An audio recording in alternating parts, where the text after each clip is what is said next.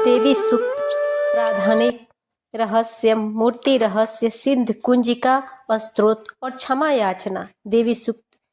देवी को नमस्कार है, महादेवी शिवा को सर्वदा नमस्कार है, प्रकृति एवं भद्रा को प्रणाम है। हम लोग नियम पूर्वक जगदम्बा को नमस्कार करते हैं, रौद्रा को नमस्कार है, नित्या गौरी और धात्री को बारंबार नमस्कार है। ज्योत्सनामयी चंद्र रूपिणी एवं सुख स्वरूपा देवी को सतत प्रणाम है। शरणागतों का कल्याण करने वाली वृद्धि और सिद्धि रूपा देवी को हम बारंबार नमस्कार करते हैं। नेतृत्व राजाओं की लक्ष्मी तथा सर्वाणी स्वरूपा आप जगदम्बा को बारंबार नमस्कार है। दुर्गा दुर्गपारा सारा सर्वकारिणी ख्याति कृष्णा और धूम्रा देवी सर्वदा नमस्कार है। अत्यंत सौम्य तथा अत्यंत रौद्र रूपा देवी को हम नमस्कार करते हैं, उन्हें हमारा बारंबार प्रणाम है। जगत की आधारभूता कृति देवी को बारंबार नमस्कार है। जो देवी सब प्राणियों में विष्णु माया के नाम से कही जाती है, उनको नमस्कार है, उनको नमस्कार है, उनको बारंबार नमस्कार है। जो देवी सब प्राणियों में चेतना कहलाती है, उनको नमस्कार, उनको नमस्कार, उनको बारंबार नमस्कार है। जो देवी सब प्राणियों में बुद्धि रूप में स्थित है, उनको नमस्कार, उनको नमस्कार, उनको बारंबार नमस्कार है। जो देवी सब प्राणियों में निद्रा रूप में स्थित है, उनको नमस्कार, उनको नमस्कार, उनको बारंबार नमस्कार है। जो देवी सब प्राणियों में क्षुधा रूप में स्थित है, उनको नमस्कार, उनको नमस्कार, उनको बारंबार नमस्कार है। जो देवी सब प्राणियों में छाया रूप में स्थित है, उनको नमस्कार, उनको नमस्कार, उनको बारंबार नमस्कार है। जो देवी सब प्राणियों में शक्ति रूप में स्थित है, उनको नमस्कार, उनको नमस्कार, उनको बारंबार नमस्कार है। जो देवी सब प्राणियों में तृष्णा रूप से स्थित, उनको नमस्कार, उनको नमस्कार, उनको बारंबार नमस्कार है। जो देवी सब प्राणियों में क्षमा रूप में स्थित है, उनको नमस्कार, उनको नमस्कार, उनको बारंबार नमस्कार है। जो देवी सब प्राणियों में जाति रूप में स्थित है, उनको नमस्कार, उनको नमस्कार, उनको बारंबार नमस्कार है। जो देवी सब प्राणियों में लज्जा रूप में स्थित है, उनको नमस्कार, उनको नमस्कार, उनको बारंबार नमस्कार है। जो देवी सब प्राणियों में शांति रूप में स्थित है, उनको नमस्कार, उनको नमस्कार, उनको बारंबार नमस्कार है। जो देवी सब प्राणियों में श्रद्धा रूप में स्थित है, उनको नमस्कार, उनको नमस्कार, उनको बारंबार नमस्कार है।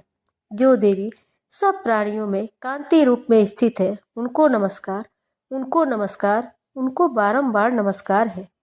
जो देवी सब प्राणियों में लक्ष्मी रूप में स्थित है, उनको नमस्कार, उनको नमस्कार, उनको बारंबार नमस्कार है।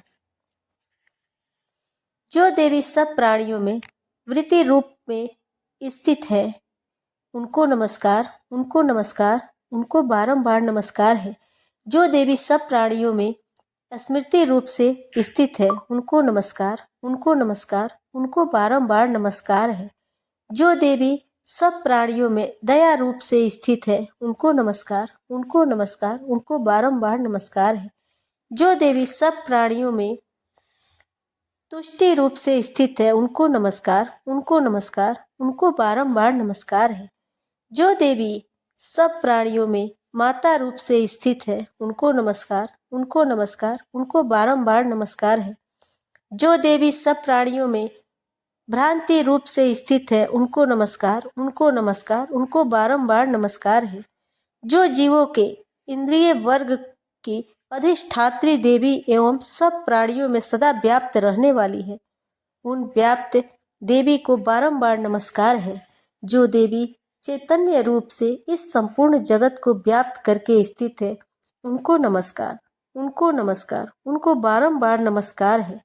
पूर्व काल में अपने अभीष्ट की प्राप्ति होने से देवताओं ने जिनकी स्तुति की और देवराज इंद्र ने बहुत दिनों तक जिनका सेवन किया, वह कल्याण की साधन भूता ईश्वरी हमारा कल्याण और मंगल करे तथा सारी आपत्तियों का नाश कर डाले।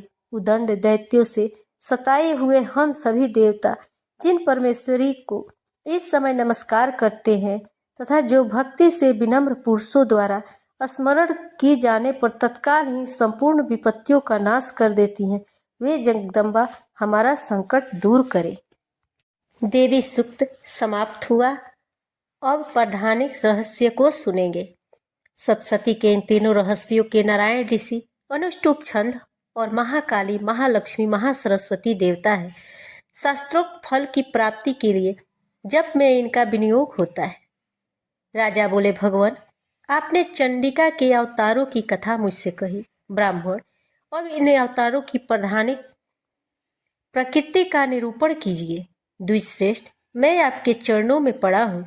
मुझे देवी के इस स्वरूप की और जिस विधि से आराधना करनी है वह सब यथार्थ रूप से बतलाइए। ऋषि कहते हैं, राजन, यह रहस्य परम गोपनीय है, इसे किसी से कहने योग्य नहीं बतलाया गया है, किंतु तुम मेरे भक्त हो, इसलिए तुमसे न कहने योग्य मेरे पास कुछ भी नहीं है। त्रिगुणमयी परमेश्वरी महालक्ष्मी ही सबका आदि कारण है। वे ही दृश्य और अदृश्य रूप से संपूर्ण विश्व को व्याप्त करके स्थित है। राजन, वे अपनी 4 भुजाओं में मातुलुंग, गदा, खेट और पान पात्र और मस्तक पर नागलिंग तथा योनि इन वस्तुओं को धारण करती हैं। तपाए हुए स्वर्ण के समान उनकी कांति है। तपाए हुए स्वर्ण के ही उनके आभूषण हैं। उन्होंने अपने तेज से इससे शून्य जगत को परिपूर्ण किया है। परमेश्वरी महालक्ष्मी ने इस संपूर्ण जगत को शून्य देखकर केवल तमोगुण रूप उपाधि के द्वारा एक अन्य उत्कृष्ट रूप धारण किया। वह रूप एक नारी के रूप में प्रकट हुआ, जिसके शरीर की कांति निखरे हुए काजल की भांति काले रंग की थी। उनका श्रेष्ठ मुख दाढ़ों से सुशोभित था, नेत्र बड़े बड़े और कमर पतली थी। उसकी 4 भुजाएं ढाल, तलवार, प्याले और कटे हुए मस्तक से सुशोभित थी। वह वक्षस्थल पर कबंध की तथा मस्तक पर मुंडों की माला धारण किए हुए थी। इस प्रकार प्रकट हुई स्त्रियों में श्रेष्ठ तामसी देवी ने महालक्ष्मी से कहा, माता जी, आपको नमस्कार है, मुझे मेरा नाम और कर्म बतलाइए। तब महालक्ष्मी ने स्त्रियों में श्रेष्ठ तामसी देवी से कहा, मैं तुम्हें नाम प्रदान करती हूँ और तुम्हारे जो जो कर्म है उनको भी बतलाती हूँ। महामाया, महाकाली, महामारी, क्षुधा, त्रिषा, निद्रा, तृष्णा, एक बीरा, कालरात्रि तथा दुर्दया, ये तुम्हारे नाम हैं जो कर्मों के द्वारा लोक में चरितार्थ होंगे। इन नामों के द्वारा तुम्हारे कर्मों को जानकर जो उनका पाठ करता है वह सब सुख भोगता है। राजन, महाकाली से यूं कहकर महालक्ष्मी ने अत्यंत शुद्ध सत्व गुण के द्वारा दूसरा रूप धारण किया, जो चंद्रमा के समान गौरवर्ण था। वह श्रेष्ठ नारी अपने हाथ में अक्षमाला, अंकुश, बीड़ा और पुस्तक धारण किए हुए थी। महालक्ष्मी ने उसे भी नाम प्रदान किए, महाविद्या, महावाणी, भारती, वाक, सरस्वती, आर्या, ब्राह्मी, कामधेनु, वेद गर्भा और धीश्वरी, ये तुम्हारे नाम होंगे।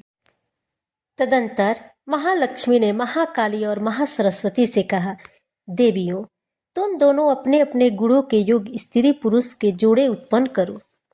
उन दोनों में से यूं कहकर महालक्ष्मी पहले स्वयं ही स्त्री पुरुष का एक जोड़ा उत्पन्न किया।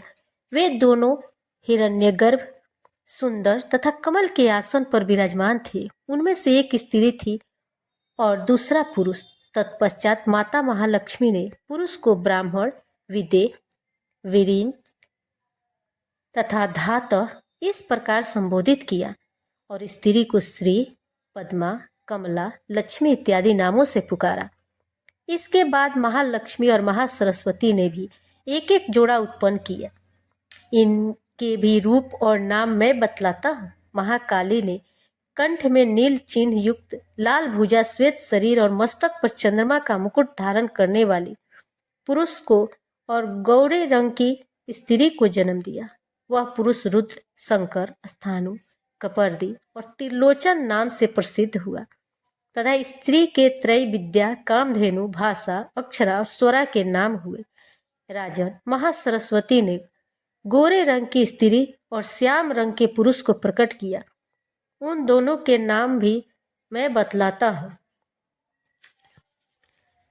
उनमें पुरुष के नाम विष्णु, कृष्ण, हृषिकेश, वासुदेव और जनार्दन हुए तथा स्त्री उमा, गौरी, सती, चंडी, सुंदरी, सुभागा और शिवा इन नामों से प्रसिद्ध हुई।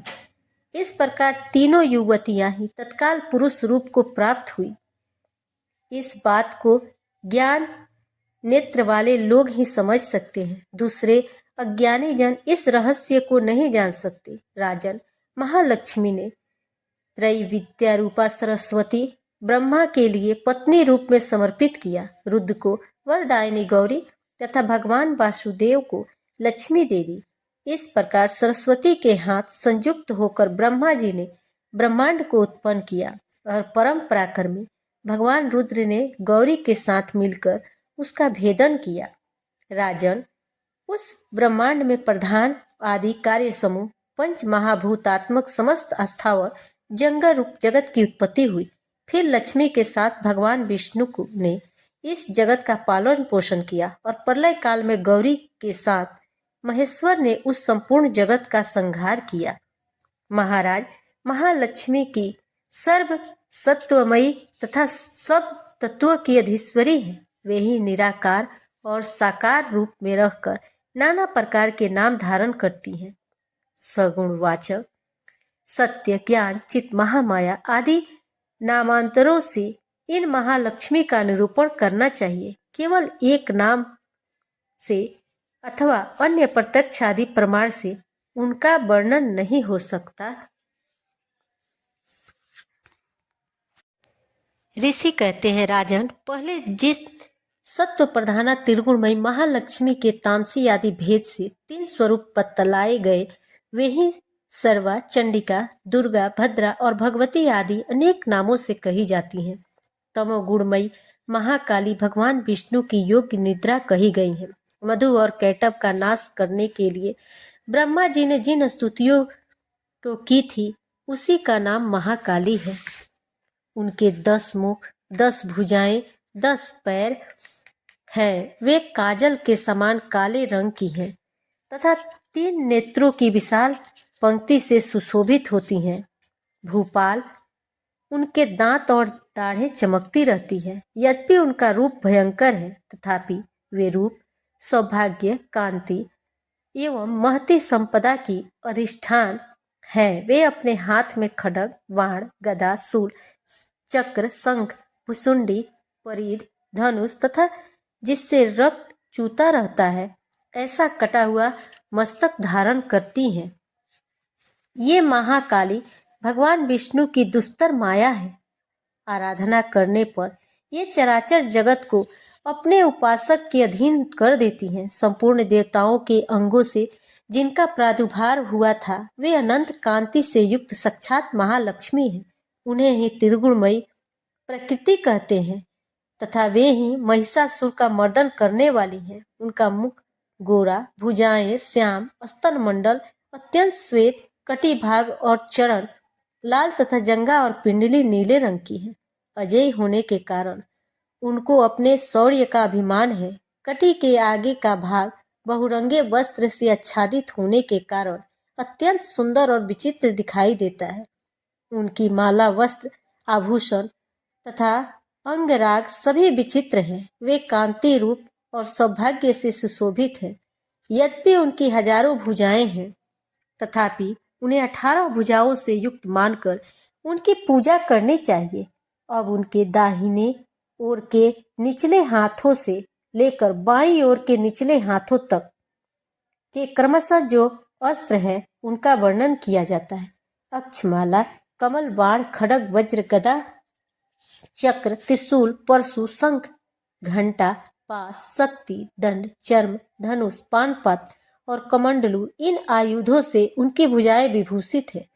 वे कमल के आसन पर विराजमान है, सर्वदेवमयी है तथा सबकी ईश्वरी है। राजन, जो इन महालक्ष्मी का पूजन करता है वह सब लोगों को तथा देवताओं का भी स्वामी होता है। जो एकमात्र सत्व गुण के आश्रित हो पार्वती जी के शरीर से प्रकट हुई थी तथा जिन्होंने शुंभ नामक दैत्य का संहार किया था, वे साक्षात सरस्वती कही गई। पृथ्वी पते उनके 8 भुजाएं तथा वे अपने हाथों में क्रमशः बाण, मूसल, शूल, चक्र, शंख, घंटा, हल एवं धनुष धारण करती हैं। ये सरस्वती देवी जो निशुंभ का मर्दन तथा शुंभासुर का संहार करने वाली हैं, भक्ति पूर्वक पूजित होने पर सर्वज्ञता प्रदान करती हैं। राजन, इस प्रकार तुमसे महाकाली आदि तीनों मूर्तियों के रहस्य स्वरूप बतलाए। अब जगन माता महालक्ष्मी की तथा इन महाकाली आदि तीनों मूर्तियों का पृथक पृथक उपासना श्रवण करो। जब महालक्ष्मी की पूजा करनी हो तब उन्हें मध्य में स्थापित करके उनके दक्षिण और वाम भाग में क्रमशः महाकाली और महासरस्वती का पूजन करना चाहिए और पृष्ठ भाग में तीनों युगल देवताओं की पूजा करनी चाहिए। महालक्ष्मी के ठीक पीछे मध्य भाग में सरस्वती के साथ ब्रह्मा का पूजन करें। उनके दक्षिण भाग में गौरी के साथ रुद्र की पूजा करें और वाम भाग में लक्ष्मी सहित विष्णु का पूजन करें। महालक्ष्मी आदि तीनों देवियों के सामने निम्नांकित 3 देवियों की पूजा करनी चाहिए। मध्यस्थ महालक्ष्मी के आगे मध्य भाग में 18 भुजा वाली महालक्ष्मी का पूजन करें। उनके वाम भाग में 10 मुखों वाली महाकाली का और दक्षिण भाग में 8 भुजाओं वाली महासरस्वती का पूजन करें। राजन, अब केवल 18 भुजाओं वाली महालक्ष्मी का अथवा 10 मुखी काली का या अष्टभुजा सरस्वती का पूजन करना हो तब समय अरिष्टों की शांति के लिए इनके दक्षिण भाग में काल की और वाम भाग में मृत्यु की ही भली भांति पूजा करनी चाहिए। जब शुंभासुर का संहार करने वाली अष्टभुजा देवी की पूजा करनी हो तब उनके साथ उनकी 9 शक्तियों का और दक्षिण भाग में रुद्र एवं वाम भाग में गणेश जी का भी पूजन करना चाहिए। ब्राह्मी, माहेश्वरी, कौमारी, वैष्णवी, वाराही, नारसिंही, ऐन्द्री, शिवदूती तथा चामुंडा ये 9 शक्तियां नमोदेव्यै इस स्त्रोत से महालक्ष्मी की पूजा करनी चाहिए तथा उनके 3 अवतारों की पूजा के समय उनके चरित्र में जो स्त्रोत और मंत्र आए हैं उन्हीं का उपयोग करना चाहिए। 18 भुजाओं वाली महिषासुर मर्दनी महालक्ष्मी ही विशेष रूप से पूजनीय है क्योंकि वे ही महालक्ष्मी, महाकाली और महासरस्वती कहलाती हैं। वे ही पुण्य पापों की अधीश्वरी तथा संपूर्ण लोकों की माहेश्वरी है। जिसने महिषासुर का अंत करने वाली महालक्ष्मी की भक्ति पूर्वक आराधना की है वही संसार का स्वामी है। अतः जगत को धारण करने वाली भक्त वत्सला भगवती चंडिका की अवश्य पूजा करनी चाहिए। अर्घ्य आदि से, आभूषणों से, गंध, पुष्प, अक्षत, धूप, दीप तथा नाना प्रकार के भक्ष्य पदार्थों से युक्त नैवेद्यों से, रक्त सिंचित बलि से, मांस से तथा मदिरा से भी देवी का पूजन होता है। राजन, बलि और मांस आदि से की जाने वाली पूजा ब्राह्मणों को छोड़कर बताई गई है। उनके लिए मांस और मदिरा से कहीं भी पूजा का विधान नहीं है। प्रणाम आचमन के योग्य जल, सुगंधित चंदन, कपूर और तांबूल आदि सामग्रियों को भक्ति भाव से निवेदन करके देवी की पूजा करनी चाहिए। देवी के सामने बाएं भाग में कटे मस्तक वाले महादैत्य महिषासुर का पूजन करना चाहिए जिसने भगवती के साथ सायुज्य प्राप्त कर लिया। इसी प्रकार देवी के सामने दक्षिण भाग में उनके वाहन सिंह का पूजन करना चाहिए जो संपूर्ण धर्म का प्रतीक एवं षड्विध ऐश्वर्य से युक्त है। उसी ने इस चराचर जगत को धारण कर रखा है। तदंतर बुद्धिमान पुरुष एकाग्रचित हो देवी की स्तुति करे, फिर हाथ जोड़कर तीनों पूर्वक चरित्रों द्वारा भगवती का सत्वन करे। यदि कोई एक ही चरित्र स्तुति करना चाहे तो केवल मध्यम चरित्र के पाठ से कर ले, किंतु प्रथम और उत्तर चरित्रों में से एक का पाठ न करे। आधे चरित्र का पाठ करना मना है। जो आधे चरित्र का पाठ करता है उसका पाठ सफल नहीं होता। पाठ समाप्ति के बाद साधक प्रदक्षिणा और नमस्कार कर तथा आलस्य छोड़कर जगदम्बा के उद्देश्य से मस्तक पर हाथ जोड़े और उनसे बारंबार त्रुटियों अपराधों के लिए क्षमा प्रार्थना करे। सप्तशती का प्रत्येक श्लोक मंत्र रूप है। उससे तिल और धित मिली हुई खीर की आहुति दे अथवा सप्तशती में जो स्रोत आए हैं उन्हीं मंत्रों से चंडिका के लिए पवित्र हविष्य का हवन करे।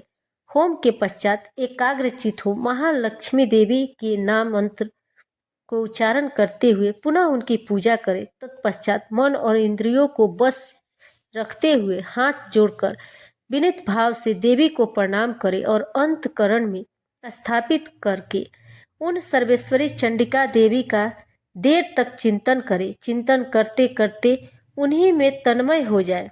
इस प्रकार जो मनुष्य प्रतिदिन भक्ति पूर्वक परमेश्वरी का पूजन करता है वह मनोवांछित भोगों को भोग कर अंत में देवी का सायुज्य प्राप्त करता है।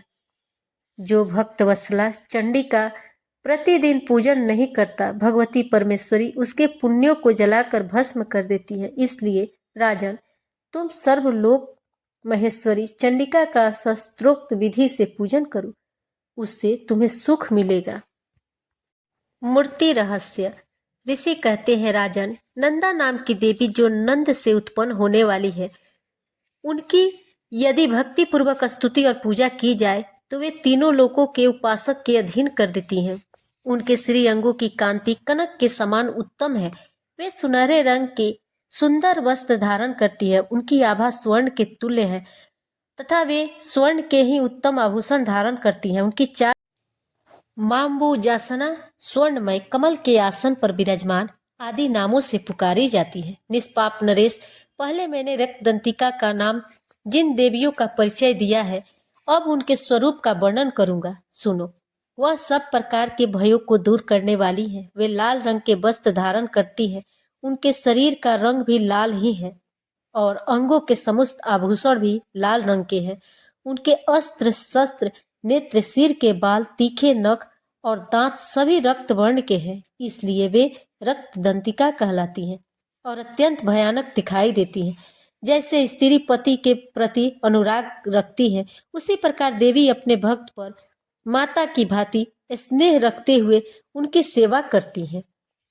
देवी रक्तदंतिका का आकार वसुधा की भांति विशाल है। उनके दोनों स्तन सुमेरु पर्वत के समान है। वे लंबे चौड़े, अत्यंत स्थूल एवं बहुत ही मनोहर कठोर होते हुए भी अत्यंत कमनीय है तथा पूर्ण आनंद के समुद्र है। संपूर्ण कामनाओं की पूर्ति करने वाले ये दोनों स्तन देवी अपने भक्तों को पिलाती हैं। वे अपनी चार भुजाओं में खड्ग, पानपात, मूसल और हल धारण करती हैं। ये ही रक्त चामुंडा और योगेश्वरी देवी कहलाती हैं। इनके द्वारा संपूर्ण चराचर जगत व्याप्त है। वे इन रक्तदंतिका देवी का भक्ति पूर्वक पूजन करता है, वह भी चराचर जगत में व्याप्त होता है। वह यथेष्ट भोगों को भोग कर अंत में देवी के साथ सायुज्य प्राप्त कर लेता है। जो प्रतिदिन रक्तदंतिका देवी के शरीर का यह सत्वन करता है, उसकी वे देवी प्रेम पूर्वक संरक्षण रूप सेवा करती हैं। ठीक उसी तरह जैसे पतिव्रता नारी अपने प्रियतम पति की परिचर्या करती है। शाकंभरी देवी के शरीर की कांति नीले रंग की है। उनके नेत्र नील कमल के समान है। नाभि नीची है और त्रिवली से विभूषित उदर सूक्ष्म है। उनके दोनों स्तन अत्यंत कठोर, सब ओर से बराबर, ऊंचे, गोल, स्थूल, परस्पर सटे हुए हैं। वे परमेश्वरी कमल में निवास करने वाली और हाथों में बाणों से भरी मुष्टि कमल, शाक समूह तथा प्रकाशमान धनुष धारण करती हैं। वह शाक समूह अनंत मनोवांछित रसों से युक्त, क्षुधा, तृषा और मृत्यु के भय नष्ट करने वाला तथा फूल, पल्लव, मूल आदि एवं फलों से संपन्न है। वे ही शाकंभरी, शताक्षी तथा दुर्गा कही गई हैं। वे शोक से रहित, दुष्टों का दमन करने वाली तथा पाप और विपत्ति को शांत करने वाली है। उमा, गौरी, सती, चंडी, कालिका और पार्वती भी वे ही हैं। जो मनुष्य शाकंभरी देवी की स्तुति, ध्यान, जप, पूजा और वंदन करता है, वह शीघ्र ही अन्न, पान अमृत रूप अक्षय फल की भागी होता है। भीमा देवी का वर्ण भी नील ही है। उन्हें दाढ़ें और दांतें चमकते रहते हैं। उनके नेत्र बड़े बड़े हैं। स्वरूप स्त्री का है। स्तन गोल गोल और स्थूल है। वे अपने हाथ मुंह में चंद्रहास नामक खड़ग डमरू, मस्तक पर पान पात्र धारण करती है। वे ही एक बीरा काल रात्रि कामदा कहलाती है। इन नामों से प्रशंसित होती हैं। भ्रामरी देवी की कांति विचित्र है। वे अपने तेजोमंडल के कारण दूर दूर दिखाई देती हैं। उनका अंगराग भी अनेक रंग का है। वे चित्र विचित्र आभूषणों से विभूषित है। चित्र भ्रमर पाणी और महामारी आदि नामों से उनकी महिमा का गान किया जाता है। राजन, इस प्रकार जगन माता चंडिका देवी की ये मूर्तियां बतलाई गई हैं, जो कीर्तन करने पर कामधेनु के समान संपूर्ण कामनाओं को पूर्ण करती हैं। यह परम गोपनीय रहस्य है।